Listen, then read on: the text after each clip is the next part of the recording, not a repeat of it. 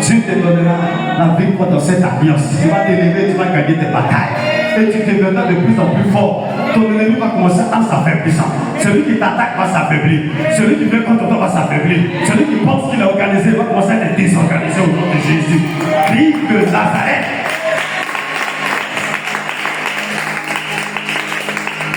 On va prier. Avant de prier, je veux que tu localises un peu la porte.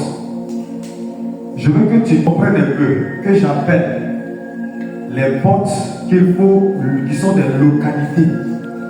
Parce qu'on ne prie pas par hasard. On prie dans le but de localiser, de savoir où est-ce que l'ennemi se base.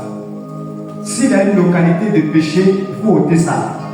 C'est ce que je laisse à l'introduction. Je n'ai pas tout le temps pour développer, mais je te donne un peu d'aller faire des recherches de comprendre. S'il y a un péché, il faut que la localité de péché dont Dieu veut que tu te répandes, il faut te repentir dans le combat spirituel.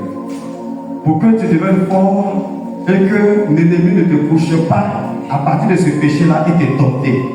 Est-ce que tu m'entends un peu? Voilà. Le péché, l'ennemi règne par le péché. L'ennemi règne par tout ce que nous savons aujourd'hui.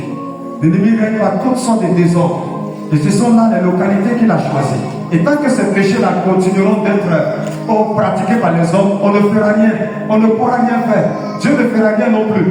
Parce qu'il a accès. Vous l'avez construit un palais, un siège, une localité. Tant que ce n'est pas ôté, on ne verra absolument rien. C'est la vérité, c'est clair. Vous entendez? Vous entendez? Voilà, je vais vous donner les localités. Ça, c'est les localités institutionnelles. Je vais vous donner quelques localités formelles. Voilà. Localité formelle, il y a ce qui représente souvent la porte. Dans le mysticisme, dans les loges, dans un certain nombre de pratiques, c'est l'eau. La porte d'une ville, d'un village, peut être son puits, le puits et l'eau. Là où il y a une rivière, c'est une localité qui est exploitée comme une porte où il peut y avoir un certain nombre des hôtels qui sont érigés là-bas dans le but qu'on appelle idolâtrie en vue de pouvoir invoquer les esprits. On dit souvent les esprits des eaux. Est-ce que tu m'entends bien? Oui, c'est une porte. C'est clair. Vous voyez? Très souvent, ça c'est une porte de façon péjorative. C'est clair et net. Parce que là où se trouve un village, il y a un puits où le villageois va chercher de l'eau. Même quand Moïse devait arriver, c'est au puits qu'il allait s'asseoir. Et c'est là qu'il a vu la fille de Jéthro, c'est Cora qui est venue chercher de l'eau. C'est une porte. De même aussi Jacob, c'est une porte. C'est par cette porte qu'il est rentré dans le village. Que le bien qu'il a fait, on l'a conduit dans le village. Donc un puits est une porte, une rivière est une porte.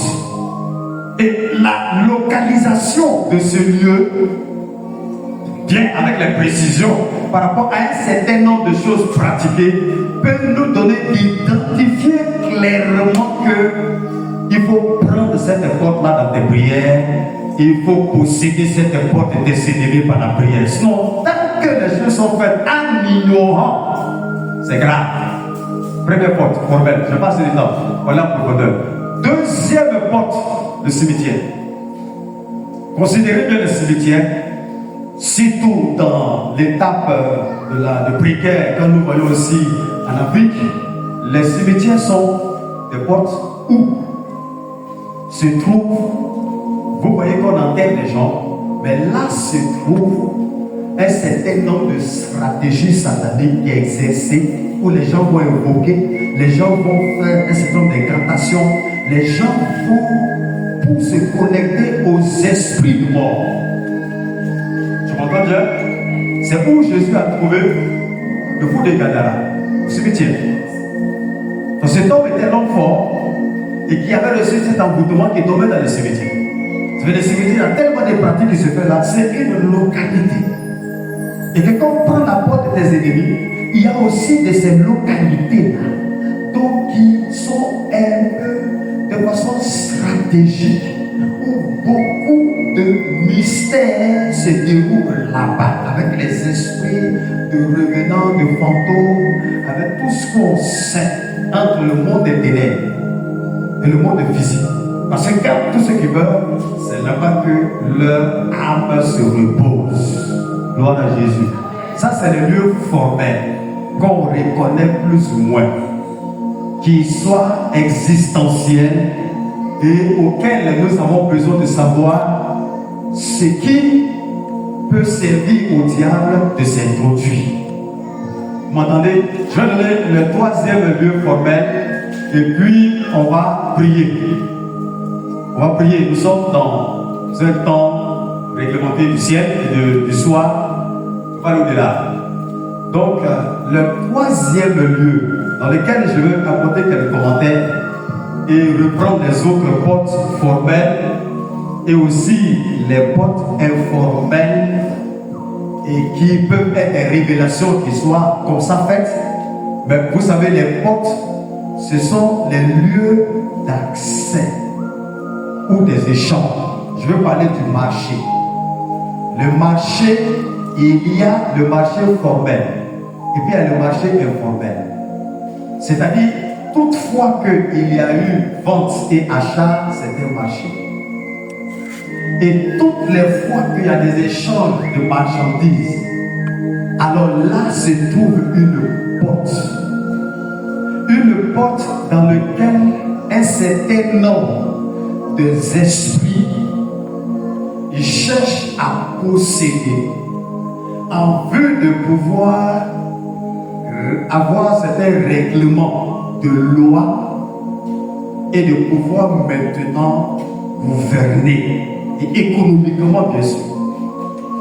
Donc tout ce qui revient dans mon message a dit que il faut être stratégique, il faut localiser, il faut savoir que ce n'est pas des choses qui sont là pour être là.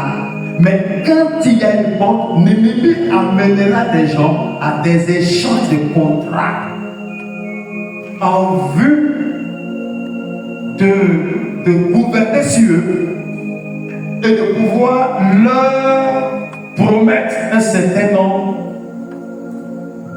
de choses pour qu'ils puissent posséder.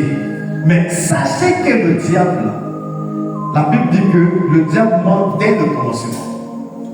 Il n'a rien créé. Donc il vient pervertir et prendre d'assaut ce que Dieu a créé, tout en amenant les gens à pécher pour avoir accès. Alors que le Dieu ne nous demande pas de cette façon, mais le Dieu nous demande là de venir par sa parole et d'utiliser les voies qu'il nous a données pour prendre possession de ces portes-là par la fidélité, par la prière, par le combat spirituel, en utilisant le nom de celui qui nous a établis. Alléluia. Donc le diable se présente comme le donateur, comme celui qui peut vendre mieux la chose, alors que nous avons la révélation que notre Dieu, Amen, il nous a béni de toutes sortes de bénédictions dans les lieux célestes. C'est la raison pour laquelle Matthieu chapitre 12, le verset 29 dit, Amen, dans un marché, puisque c'est une porte, c'est que c'est une maison. Si c'est une maison, c'est qu'il y a un homme fort.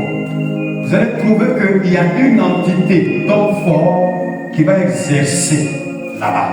Vous entendez? Dans la rivière, il va y avoir une entité des démons, des esprits qui va régner là. Et dans l'autre côté, le cimetière, une certaine malédiction qui, à partir de là, comme le ciel, va être comme une ville, un lieu stratégique pour pouvoir polluer la zone. Gloire à Jésus. Maintenant, toi, tu veux y entrer, qu'est-ce que tu fais? Tu dois lier cet homme fort. Afin de pouvoir maintenant entrer. C'est pas Matthieu 12, 29, n'est pas une maison où tu dors. Non. Je vais poursuivre prochainement. Cette maison, il y a la famille, il y a le pays, il y a la nation, il y a le ministère.